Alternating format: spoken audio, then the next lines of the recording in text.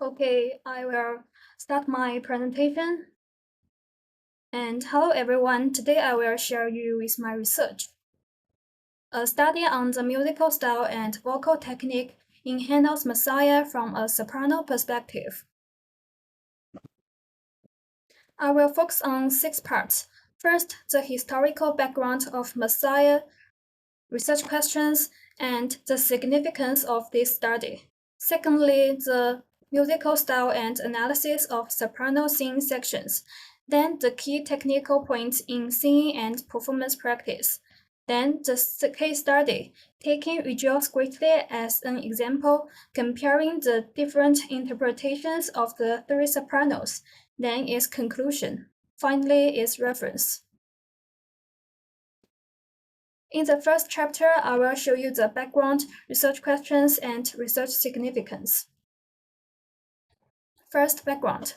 18th century British society was undergoing profound religious and cultural changes.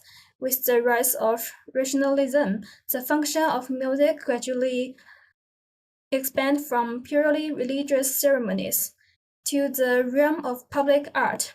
The performances of the Messiah by musicians of this period performed a dual function, and while some concerts retained the solemnity of the church, others embraced public drama. Handel is one of the most representative composers of this period. He was heavily influenced by Italian opera and German Baroque music. Composed in 1741, Messiah is a monumental work in the Baroque oratorio repertoire, combining sacred texts with complex musical structures that are the 5 parts of messianic proclamation. The work reflects Handel's virtuosity in fusing the Italian operatic style with the English choral tradition. My research focuses on 2 main questions. The first one is, how do Handel's soprano arias embody the duality of sacred devotion and Baroque theatricality? The second one is, how can historically informed performance principles be integrated into modern vocal interpretation without sacrificing personal expression? This study uses literature research, score analysis, and case study as the main research methods. By analyzing the musical characteristics of the soprano choirs in the Messiah, the relationship between its historical context, religious texts, and musical language is established, and the analytical framework of Baroque music is improvised. In addition, through the non-analysis of singing skills and the comparison of the different singing styles of the 3 singers, we can gain a deeper understanding of how the soprano balances historical authenticity with personal expression and deeply connects theory and practice. The second chapter is analysis of musical style. First, I will show you the melodic characteristics. The melodies in Handel's Messiah carry both the solemn tradition of medieval chants and the brilliant technique of Baroque innovation. Its melodies are framed by grand dramatic tension and clear narrative logic, giving religious texts a strong emotional power.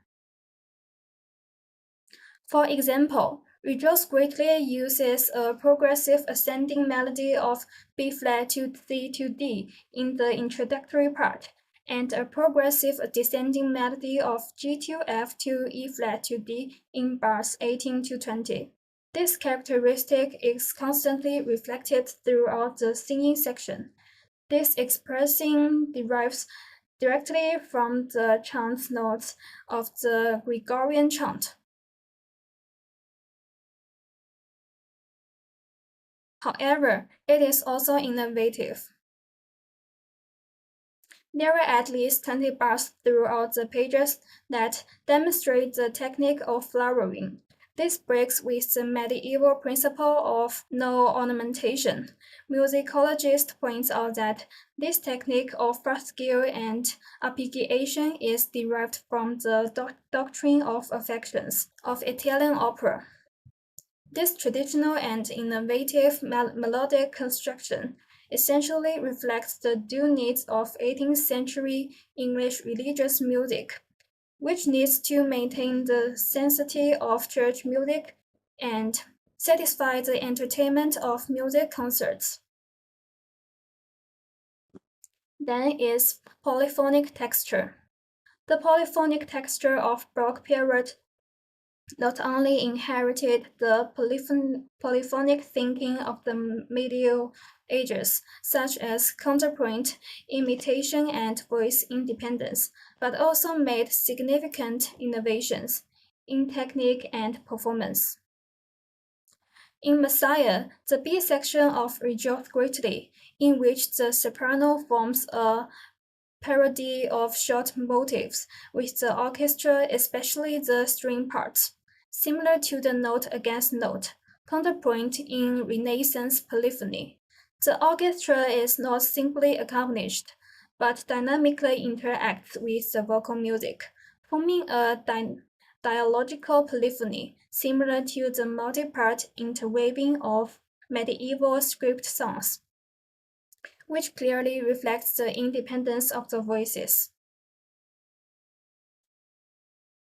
Some pages in I Know That My Redeemer Lives, such as And Thou Once Destroy This Body, unfold with a simple melody that is almost plain-chant, emphasizing the religious nature of the lyrics, similar to the monophonic polyphony style of Gregorian chants, showing the monophonic lines of the chant. In terms of texture, the Messiah also shows an innovative of medieval thinking, and his performance in basso continuo writing follows the typical practice of the Baroque period, but also flexibly adapts to the emotion needs of the music. In some soft pages of How Beautiful Are the Feet, such as And Bring Glad Tidings, the bass is written in an E to F sharp to G to A ascending line, with vocal melodies to express non-form emotions. Also, it helps to establish the tonality of the singing section and plays its role in supporting the speed and rhythm of the piece. Then I will talk about tone and semantics. Handel's innovation in harmonic language particularly highlights the symbolic relationship between text and sound.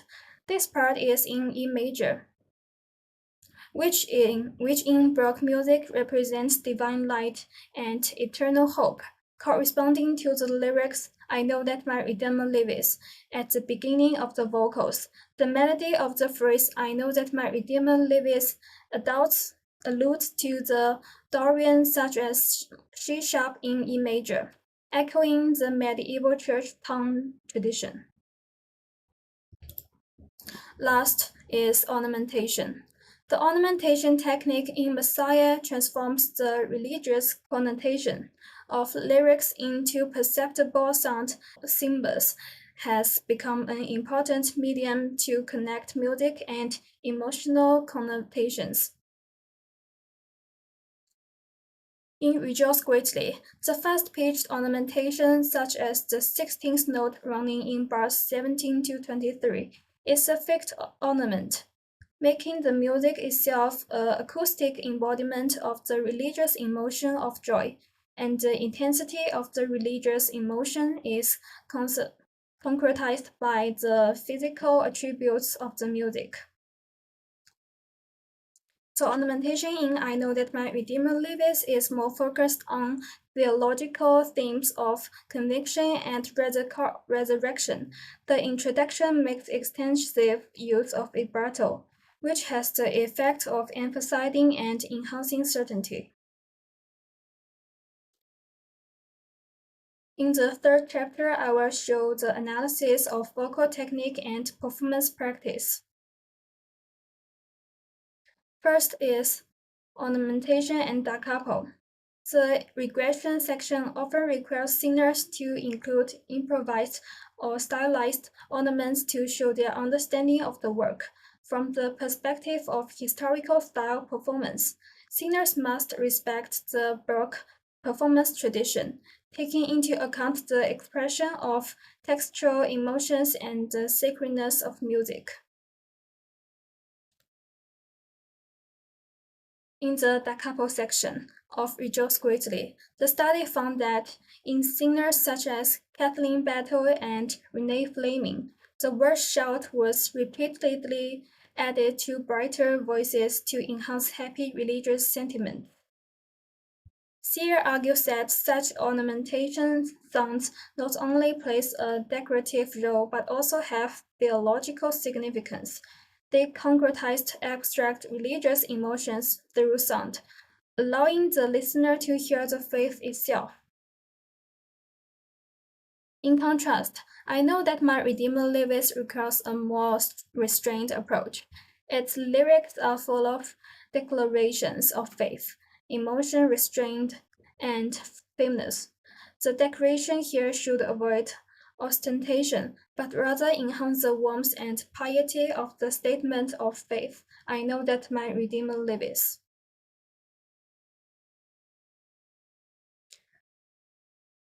When adding ornamentation sound, you first need to consider the internal logic should not be destroyed. Secondly, the rhythm density should be in harmonic with the original style, and it is not appropriate to add it to many dance shoot groups. It should also be thematic.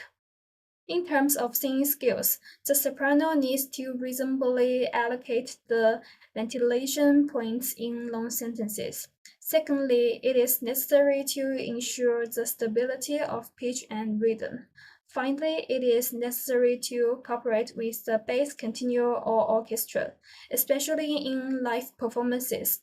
The addition of ornamentation sounds needs to maintain intensity, understanding with the accompaniment to avoid rhythmic conflicts. Therefore, it is necessary to design the details of the added part in advance. Then is diction and text clarity. Messiah is a theological oratorio, and the text is most derived from the Bible, and its singing requirements are not only the beauty of the sound, but also the accuracy and power of the text. At the same time, historically informed performance require precious pronunciation and expressive rhythmic dynamics to ensure that artistic expression is both clear and emotionally driven.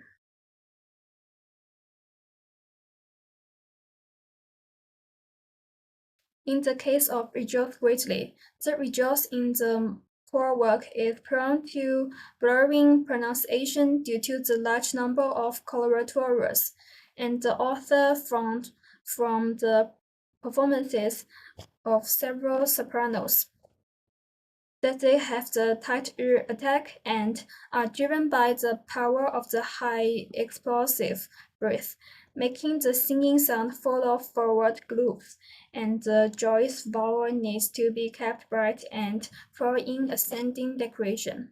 Also, the clear pronunciation of consonants should not affect the melody coherence. Vowel control is particularly important in I Know That My Redeemer Liveth, where vowel destruction can directly affect the music's effect due to the melody of this aria that emphasizes the solidity of faith and introspection. The I know at the beginning of the work needs to present a sense of certainty. By analyzing Ling's singing video, she sings with the vowel I elongated and focused, and the consonant N and O are clearly connected. The ending liveth shifts to a low vocal range. Historically informed performance emphasizes that the word must not only be understood but also highlight compatible with the mood and of the music. In How Beautiful Are the Feet, the vowels of the word beautiful need to be full and smooth to reflect the divine beauty carried by the word. The consonants and should be soft and precise. The delicate treatment embodies the use of sounds to carry rhetoric and meaning.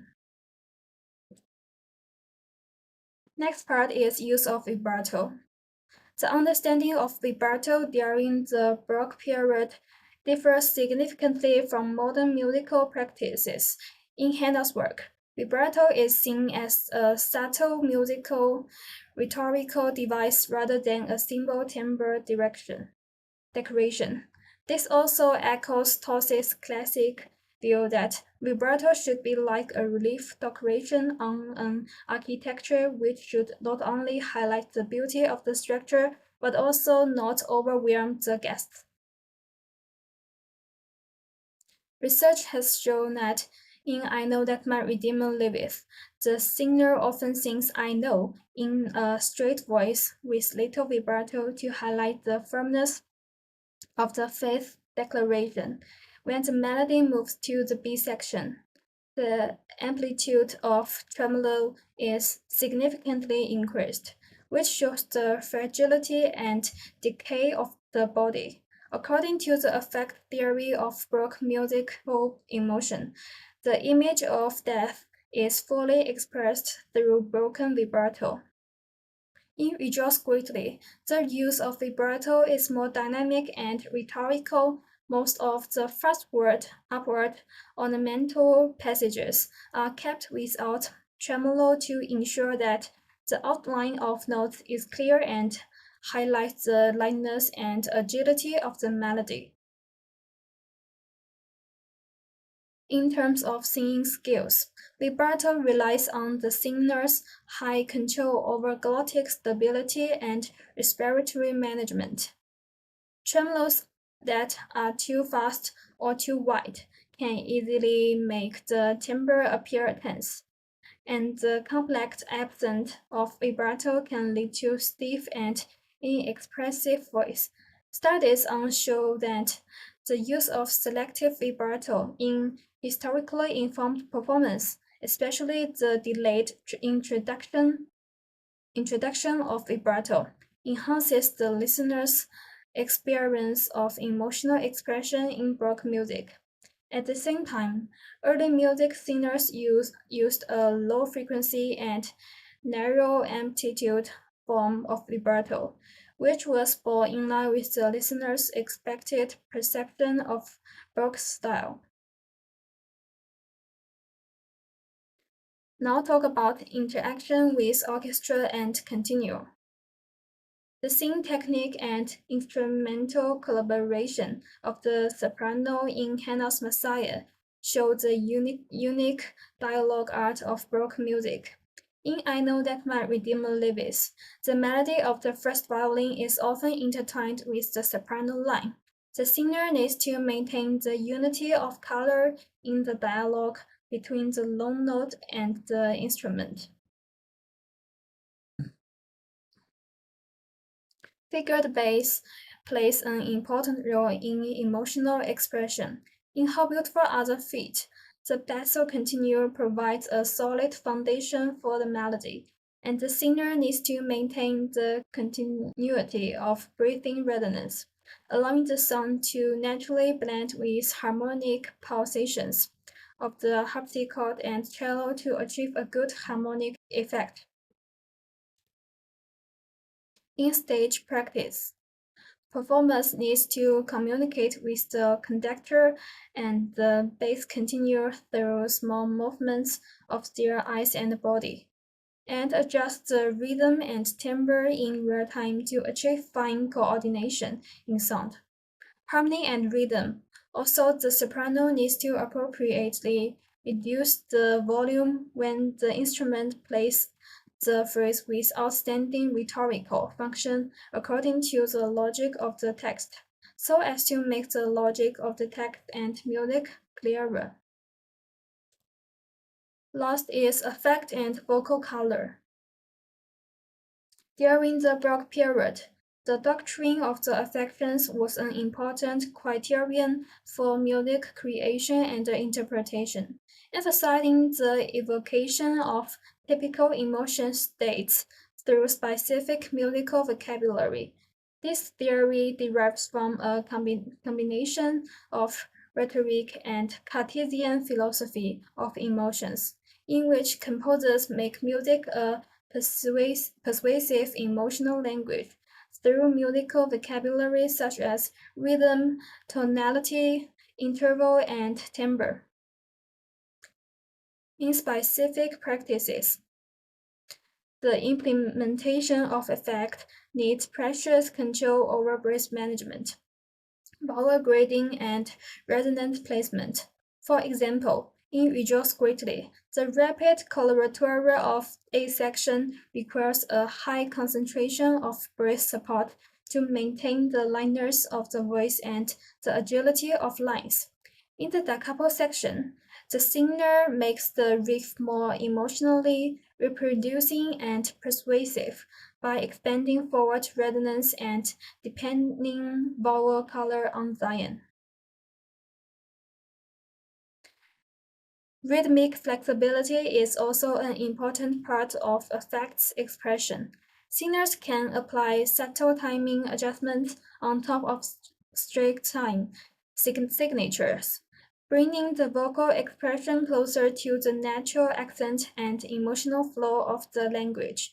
For example, the slight delay before the ornamental note in Rejoice Greatly highlights the momentum of joy and the extension of the vowel at the end of the sentence in I know that my Redeemer lives creates a thoughtful sense of declaration. Okay, the first chapter, I will show my case study. First is research arms and methodology. The purpose of this study is to analyze the unique interpretations of the aria Rejoice Greatly in the opera Messiah by soprano of different performance styles, and to explore how they balance divine faith, baroque dramatic tension, and personal artistic style in their performances. It also emphasizes the balance between historical style and freedom of performance. The melody combined critical listening, score analysis, and style comparison, supported by relevant academic literature on historically informed performance. Focus on specific technical dimensions, wording and texture clarity, ornamentation, dynamic shaping, sound color, and effect implementation. The recordings of the three sopranos are analyzed in detail, and their treatment of aria technique and expressiveness requirements is evaluated in terms of historical stylistics, conventions, and modern aesthetic sensibilities. Then I will show the reason for the choice of the singing section and the audio version. The author chose the aria Rejoice Greatly from the opera Messiah as the centerpiece of this case study, which embodies the most representative stylistics and technical challenges of the soprano section of the Handel's Messiah. It is closely related to the two core issues of how to balance the sacredness and dramatic tension of Baroque opera, and how to balance historical style with personal performance style, and showing the diverse emotional expression under affect theory. Its da capo form provides ample space for performance to decorate and improvise, providing research space for the author and providing research value for exploring the application of historically informed performance. In this study, the aria Rejoice Greatly, sung by three sopranos, Emma, Kathleen, and Renee, was selected as an analysis and comparison case. MI as a representative of the historically informed performance. Her recordings reflect a more obvious historically informed performance characteristic. Callan's recordings achieve a balance of historical style and personal lyrical expression. Renee's version, the timbre is full and sound. The vibrato is continuous, and the dramatic dynamics shows the contemporary opera interpretation style. From historical style to modern style, the differences in sound aesthetics and singing concepts of the three form different states of the same song, which can fully reflect the technical treatment, rhetorical expression, and artistic personality of rejoice greatly under different vocal traditions. Next is analysis and comparison of the singing version. First, ornamentation in the da capo sections. Emma's performance strictly follows the tradition of historically informed performance, with ornaments that are extremely restrained and rhetorical. She maintains the original melody in the da capo section, only adding some leading notes as establishment. This treatment allows the rhetorical function of music to be fully presented. In contrast, in Kathleen's version, the decoration of the reverse section is obviously richer, with a large number of notes, long note, almost always using continuous vibrato, and the improvised cadenza used in the extension of the high notes in the middle section has a large span, making the word sound bright and brilliant. Her handling is full of personal artistry. Renee's version exemplifies the dramatic tendencies of modern bel canto. In the da capo section, she is accompanied by wide and large vibrato, giving the music a strong personal expressiveness and dramatic tension. However, in the singing of the last sentence, there are not too many improvised coloratura sound groups, and the decoration is more restrained, but some leading sounds are added. And these ornamental sounds are almost progressive, maintaining the speed too and the singing of the whole song. Then is speed and rhythmic flexibility. In terms of speed and rhythm, the three singers show a clear evolution from religious historical style to free romantic expression. Emma's interpretation strictly follows the rhythmic norms of the Baroque period, and the overall tempo is stable in the moderate range of about 92, and only the text accent, such as Daughter of Zion, is slightly elastic, highlighting the expressiveness of the dotted rhythm. This restrained variation maintains the rhythm of the music and is in line with the aesthetic proposition of the historically informed performance for measured expression of Baroque rhythm. Kathleen shows more flexible tempo control, slightly faster, while maintaining the basic tempo framework. The lyrical passages are significantly slowed down, and the singing is enhanced through this romanticization, where the upbeat rejoice section is moderately accelerated to create excitement, reflecting her balance of historical style and modern expressiveness. At the end of the whole song, she chose to expand the time to sing, which provides plenty of room for her improvisation cadenza. It reflects her bluntness and personal control over the rhythm of singing. Renee makes an exaggerated ritardando at the end of each voice, emphasizing the exaggerated expression of emotion. And this large timbre fluctuation completely breaks with the conventional treatment of Baroque period, presenting a typical modern opera interpretation style. Next is timbre and vocalization. In Emma's version, a light and transparent timbre is created with historically informed performance characteristics, strict sound and high-pitched resonance, and the vibrato is only selectively used at rhetorical heights, and the overall sound is pure, light, and bright, retaining the rhetorical function of the music.